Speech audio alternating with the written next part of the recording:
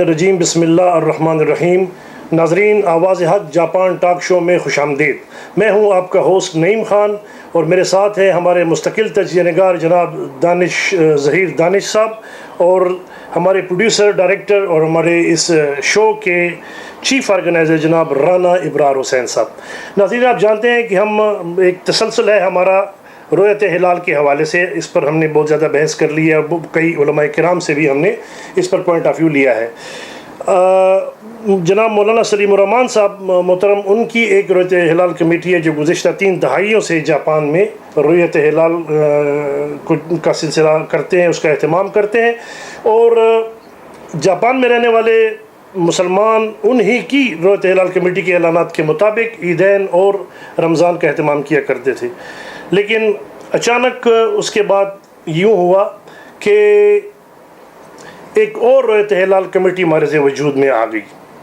اچھا، عام تاثر جو اس بارے میں ہے وہ سارے یہاں کے مقامی لوگ جانتے ہیں کہ بے شک قاری علی حسن صاحب اس دوسری رؤیت ہلال کمیٹی کے چیئرمین ضرور ہیں، لیکن یہ ساری سٹوری جہاں سے شروع ہوئی ہے، جہاں جو اس کا زیرو پوائنٹ ہے، جو اس کا منبع ہے، وہ قاری علی حسن صاحب کے دوست اور ہمارے دوست جناب ڈاکٹر سید عابد شاہ صاحب ہیں، جو عہدے کے حوالے سے اس دوسری رؤیت ہلال کمیٹی کے چیئرمین جنرل سیکرٹری ہیں. آج ہم نے ان کو اپنے اسٹوڈیو میں دعوت دی ہے. میں اپنے شو کی جانب سے ان کو ویلکم کرتا ہوں. Welcome sir. خوش آمدید جناب. بہت شکریہ ہمیں وقت دینے کا. ڈاکٹر سید عابد شاہ، یہ نام جب ہمارے ذہن میں آتا ہے یا سنتے ہیں تو ایک دیندار قسم کے انسان کا ایک امیج ابھرتا ہے. اور سب کو پتہ ہے کہ آپ کی خدمات ہیں.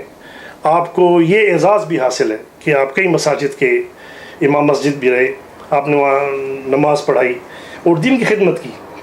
لیکن پھر اچانک ایسا کچھ ہوتا ہے کہ آپ کی وجہ سے ایک انتشار پھیل جاتا ہے ہمارے اس جاپان میں رہنے والے پاکستانی برادری میں، مسلمانوں میں، کہ آپ نے بیٹھے بٹھائے بغیر سوچے سمجھے ایک نئی رؤیت ہلال کمیٹی، پیرالل رؤیت ہلال کمیٹی کی بنیاد رکھ دی. ہم اس بات پہ پریشان ہیں کہ آپ نے ایسا کیوں کیا؟ کیا وجوہات تھی کہ آپ نے یہاں پہ رہنے والے پاکستانیوں کے دیگر ممالک کے مسلمانوں کے اتحاد کی پرواہ بھی نہیں کی اور آپ نے کمیٹی بنا دی؟ ہاں، باقی جس تناظر میں آپ سوچتے ہیں، پہلے تو میں آپ کا اور آپ کے پروڈیوسر رانا ابرار صاحب کا اور ہمارے جو سینئر تجزیہ نگار ہیں ظہیر دانش صاحب کا بہت مشکور ہوں کہ آپ نے ہمیں اپنے پروگرام میں دعوت دی اور یہاں بلایا. آپ کا پوچھنا جو بجا ہے اور پوچھنا بھی چاہیے، اور آپ ہی کو نہیں، کافی لوگوں کو بھی یہ شکوہ ہے کہ آپ نے ایسا کیوں کیا. جیسا کہ آپ نے بتایا کہ مذہبی بیک گراؤنڈ کے حوالے سے ذکر کیا. میرا بچپن سے یہ مذہبی معاملات میں اور صوفیہ کرام کے ذریعے کی ماحول میں تربیت ہوئی. پھر بچپن میں بھی پڑھ ہی رہا تھا، کبھی تو اپنے کالج لائف کے اندر ہی تقریباً میں مشرق اخبار سے رابطہ ہو گیا. ہمارے رئیس احمد قریشی صاحب سینئر رپورٹر ہیں، ان کے ساتھ ہمارے محلے دار تھے، ایک اور رابطہ رہا. تو اس سے ایک شروع سے ہی یعنی کہ نوعمری کے اندر ہی ایک صحافت کے پیشے میں ایسا ہوتا ہے. پتہ ہے کہ بڑی لوگ جو ہیں بڑے ان میں آزادی رائے اظہار کا بڑا ایک وہ دوسروں کی نسبت جو ہے وہ زیادہ ملکہ ہوتا ہے. پھر کالج میں بھی میں نے صحافت پڑھی، لیکن اسلام کالج میں دین بھی پڑھا. بچپن سے بھی ہم اسلامیت وغیرہ پڑھتے تھے، دین پڑھتے تھے. تو شروع سے ہی اللہ کا شکر ہے، اور جاپان جب میں 88 میں آیا تو ہم نے 88 میں ہی جمعے کی نماز شروع کی. اچھا. تو خطاب کرنا، واز کرنا، تقاریر کرنا شروع سے ہی یعنی رہا. پاکستان میں بھی تھا. تقریباً 12 سال کی عمر میں اللہ تعالیٰ نے مجھے سعادت دی کہ ہمارے قاری صاحب، قاری غلام حسن صاحب جو تھے، انہوں نے ہمیں ممبر پہ کھڑا کیا، اب تقریر کیا کریں. وہ تھوڑا سا وہ میں معذرت خواہوں کہ وقت کی تنگی کے باعث ذرا اگر جمپ کر کے ہم اپنے سبجیکٹ تھا کہ کیوں اصل میں میری پیچھے یہ جو میں نے ایک ایسا بولڈ سٹیپ لیا اور بات کیا، اس کے پیچھے میرے پیچھے کی تربیت کا ایک خاص وہ ہے، گھر کا ماحول، تربیت، پھر میری صحافت کی زندگی، اس کا بڑا پہلو خاص طور پر عنصر رہا۔ اب یہ کیوں کیا ایسا؟ وجہ ہے کہ ایک عرصے تک ہم یہ سلیم الرحمان صاحب ماشاءاللہ ہمارے بزرگ ہیں، بڑے ہیں، اور ہم ان سے بھی ہم سیکھتے ہیں اور سیکھا ہے، اور ہم یہ کہیں گے کہ ہم آج جس اسٹیج پر ہیں یہ ان کی مرہون منت ہے، کیونکہ وہ جن حالات میں انہوں نے ہماری یعنی کہ رہنمائی کی اور امت کو سنبھالے رکھا، تو اس کا کریڈٹ جو ہے وہ ہمیشہ ان کو اللہ دے گا، اور ہم ظاہر امت بھی ان کو دیتی رہے گی۔ ہوا یہ کہ جب ہمارا لکھنے لکھانے کا تعلق ہے، اور ہوا یہ کہ جب میڈیا عام ہوا، اس سے پہلے سلیم الرحمان صاحب سے گاہے بگاہے ملاقات ہوتی تھی، ہمیں یہ معلوم تھا کہ یہ ندوہ سے پڑھے ہیں یا سعودی عرب سے پڑھے ہیں، تو اس کا ایک ان کی شخصیت تھی، اس حوالے سے ایک جو تاثر تھا عوام کے اندر، ہم بھی اس سے ظاہر ان سے متاثر تھے۔ لیکن جب ان کی تحریر آئیں، ہم نے میڈیا پہ دیکھی، اخبارات میں ان کو لکھنا شروع کیا، اور پھر دنیا انٹرنیشنل کے حوالے سے میں نے ہمارے ایڈیٹر ہیں طاہر حسین صاحب، انہوں نے بھی کچھ ریکویسٹ کر کے کچھ تحریر ان سے لکھوائی۔ تو طاہر حسین صاحب کون ہیں؟ دنیا انٹرنیشنل کے ایڈیٹر۔ رویت ہلال کمیٹی سے ان کا کوئی تعلق، کوئی عہدہ؟ نہیں، میں تو بتا رہا ہے کہ یہ خیال کیسے پہ ہوا اور کیسے یہ ہوا، ساری سسٹم ہے۔ تو کچھ ہم نے تحریر وغیرہ ان کی پڑھی، دیکھی، تو ان کا جو امیج تھا نا ہمارے ذہن میں، وہ اس نے تھوڑا سا ہم نے کچھ سوچا کہ نہیں، کہ اس کے اوپر تھوڑا غور و فکر کرنا چاہیے اس کے بارے میں۔ تو اسی طرح پھر یہ جب ایسا ہوا تو سب سے پہلی جو بات ہوئی وہ قریبی اسلامی ملک کے اوپر ہوئی۔ یہ باتیں بھی ہم سن رہے تھے کافی عرصے سے، قبلہ قاری صاحب سے بھی یہ بات کافی دفعہ ہوئی، اور دیگر حضرات سے بھی بات ہوئی، کیونکہ جب سے تنزیل القرآن بنا ہے نا، تقریباً اس کے اوپر گفتگو ہوتی رہتی ہے، چاند کے اوپر، کہ چاند دکھائی دیتا ہے، مختلف لوگوں نے ہمیں بتایا کہ چاند یہاں دکھائی دیتا ہے، لیکن یہ تعین نہیں ہو رہا تھا کہ چاند پہلی کا ہے دوسری کا ہے۔ جیسے عام طور پر عام بھی یہ ہوتا ہے کہ ہم کہتے ہیں کہ چاند نظر آیا تو آوازیں اٹھتی ہیں، اور پچھلی دفعہ آپ کے پروگرام میں حسین خان صاحب نے بھی کہا کہ ہم نے اس سے سلیم الرحمان صاحب بھی تحقیقات کرتے ہیں، تو یہ ایسی باتیں ہیں، لیکن جو قرآن حدیث کو ہم دیکھتے ہیں تو بات کچھ اور نکلتی ہے۔ تو سب سے پہلی جو بات آئی تھی وہ آئی تھی کہ قریبی اسلامی ملک کون سا بنتا ہے۔ تو میں اس کو نقشے پہ دیکھ رہا تھا، اور بائی چانس ہی دیکھ رہا تھا، تو دیکھا کہ ملیشیا جو ہے وہ انتہائی جاپان کے جنوب میں نیچے ہے، اور جبکہ پاکستان اور بنگلہ دیش جو ہیں وہ سے ایک عرض بلد کے لیٹیٹیوڈ کے اوپر ہے۔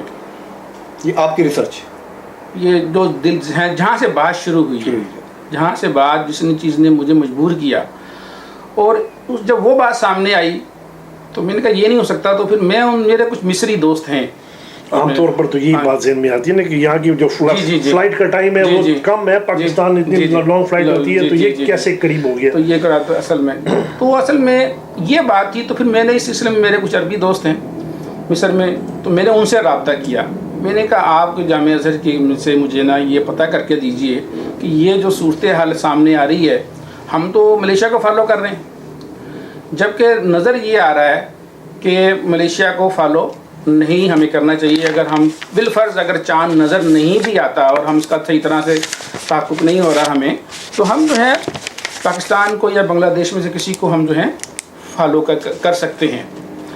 یہ بات ہوئی، اور پھر جو وہاں سے یہ بات کنفرم ہو گئی کہ آپ کے ملیشیا نہیں بنتا ہے۔ پھر ہم نے چاند کی جو ہر مہینے جو وہ نکلتا ہے، پیدا ہوتا ہے، تو اس کی رویت کے اعتبار سے، کیونکہ یہ ہر مہینے بدلتا رہتا ہے۔ ایک میں بات بتاؤں، یہ نہیں ہے کہ یہ ایک ہی مہینے جو ہے کہ وہ پاکستان میں اگر قریب پڑ رہا ہے تو کسی مہینے ہو سکتا، کسی وقت یہ شمال کی طرف اوپر کی طرف جاتا ہے، کیونکہ زمین جو ہے وہ 23 ڈگری کے اندر جو ہے وہ جھکاؤ کے ساتھ ہے۔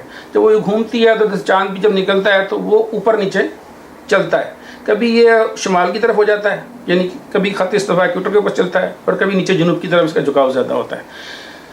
جیسے اگلے مہینے جو ہے، جیسے سفر کا مہینہ شروع ہوگا، تو بہت ممکن ہے کہ ملیشیا بھی قریبی اسلامی ملک ہو جائے اور پاکستان بھی ہو جائے، دونوں بھی ہو سکتے ہیں۔ اچھا، اس صورت میں یہ ڈیسائیڈڈ نہیں ہے کہ ہمیشہ ایک ہی ملک، یہ ڈیسائیڈ نہیں ہے اصل میں۔ اچھا، یہ ڈیسائیڈ نہیں ہوتا ہے، کیونکہ یہ ہر ماہ اپنی چال بدلتا ہے چاند۔ تو یہ بات بڑی کہنا مشکل ہے کہ یہ کون سا ہوتا ہے. یہ جو لیکن یہ کیسے پتہ چل سکتا ہے کہ جناب اب چاند ادھر قریب ہے تو آج اگلے مہینے ادھر قریب ہوگا یا اگلے مہینے ادھر قریب ہوگا؟ یہ کیسے ڈیسیجن لے سکتے ہیں؟ یہ انفارمیشن کہاں سے لے سکتے ہیں؟ یہ انفارمیشن جو ماہرین فلکیات ہیں، ہمارا کراچی یونیورسٹی سے جو پروفیسر حضرات ہیں، ہمارا ان سے رابطہ ہے. ہمارا اسی طرح مفتی سلطان عالم صاحب ہیں، ماہر فلکیات ہیں اپنے جامعۃ الرشید کے اندر، وہ ہیڈ آف ڈپارٹمنٹ مفتی بھی ہیں، اور ماشاءاللہ ان سے ہمارا رابطہ ہے. اور دیگر مفتی منیب الرحمان صاحب سے بھی ہم رابطے میں ہیں. اور اس کے علاوہ جو دیگر دنیا کی جو آبزرویٹریز ہیں ان سے ہم رابطے میں رہتے ہیں. تو اس لیے ہماری یہ جو رؤیت ہلال کمیٹی ہے نا، یہ ماشاءاللہ علماء اور ماہر فلکیات دونوں سے انٹر لنک ہے. ہم کوئی بھی جب رؤیت کا اعلان کرتے ہیں تو انتہائی صلاح مشورہ سوچ و بچار کی بات کرتے ہیں. گو انفارمیشن ساری ہوتی ہے پہلے، لیکن ابھی تک ہماری جو سیٹ اپ سسٹم ہے مسلمانوں میں رؤیت کے اوپر، ہم جب رؤیت کے اوپر کرتے ہیں تو امکان رؤیت کے اوپر کرتے ہیں تو وہ سارا ایک پورا علماء کرام کے مشورے کے ساتھ اس کے بعد جو ہے ہم اعلان کرتے ہیں. بعض کا لوگوں کو شکایت بھی ہوتی ہے کہ آپ کا اعلان دیر ہو جاتا ہے. اس کی وجہ سے بات یہ ہو رہی تھی. تو یہ ماہر فلکیات سے جو ہم رابطے میں رہتے ہیں ان کے ذریعے ہمیں یہ بات پتہ لگتی رہتی ہے. پھر ہم خود بھی اسٹڈی ہمیں خود بھی بتاتے رہتے ہیں، سکھاتے رہتے ہیں، تو ہم خود بھی اس کو دیکھتے رہتے ہیں. اور آپ حضرات بھی اس کو آرام سے دیکھ سکتے ہیں. moonsighting.com کو آپ کلک کریں گے تو آپ کو ملے گا. اسی طرح اور سائٹس بھی ہیں، یہ مسلمانوں کی سائٹس بتا رہا ہوں. اسی سائٹس پر تو ساری لڑائی ہو رہی ہے کہ اس کو نہیں دیکھنا چاہیے، ننگی آنکھ سے دیکھنا چاہیے. اسی سائٹس پر تو وہ اعتراض ہے نا، ورنہ وہ عبدالعزیز بن باز ان کی وہ ایک ہی حدیث ہے نا، اسی پر ایمفیسائز ہے. اور آپ ہی کا ہے کہ بھئی اسی کو دیکھنا چاہیے. اب یہ جو اس میں جو ٹیلیسکوپک ویژن ہے چاند کی، یا حساب کتاب اور شمار سے ہے چاند کی، اس سے نہیں ہونا چاہیے، جنتری سسٹم سے نہیں ہونا چاہیے. اور وہاں پہ جنتری پہ ہوتا ہے ملیشیا میں. اس لیے ہم ملیشیا کے ساتھ کیوں جائیں؟ مین اعتراضات تو آپ کے یہی ہیں نا. جی ہمارے 3 پوائنٹس بھی یہی ہیں آپ کے. جی اچھا، وہی بات آ جائے گی. تو ہم نے جب وہی بات سلیم الرحمان صاحب کی تحریر ہمارے سامنے آئی تو ہم نے دیکھا کہ نہیں، ہمیں کوئی نئے بہتر کو سوچنا چاہیے اس کے اوپر. ہم نے اس پہ ورکنگ شروع کر دی. ورکنگ شروع کرنے کے بعد سن 2013 کا جو رمضان تھا اس کے اندر سب سے پہلے میں نے رابطہ کیا مفتی منیب الرحمان صاحب سے. اچھا. تو پتہ لگا کہ جو جاپان کا پہلا روزہ تھا یہ صحیح نہیں تھا. 2013 کا روزہ. اچھا، جب یہ اور بات کنفرم ہو گئی پھر ہمارے نے گفتگو بھی کی ان سے، دیگر بھی حضرات. اس کے علاوہ ہمارے جو صاحب بہت ہی زیادہ محسن ہیں جن سے ہم نے بہت کچھ سیکھا ہے، وہ مفتی خالد اجاز صاحب ہیں. اچھا. یہ ضیاء الدین لاہوری کے جب خاص طور پہ جب یہ ہمارا پاکستان میں چاند دیکھنے کا عمل ہوتا ہے تو ان کے جنگ کے اوپر آپ جیو کے اوپر ان کے بیانات وغیرہ انٹرویو وغیرہ دے سکتے ہیں، سن سکتے ہیں.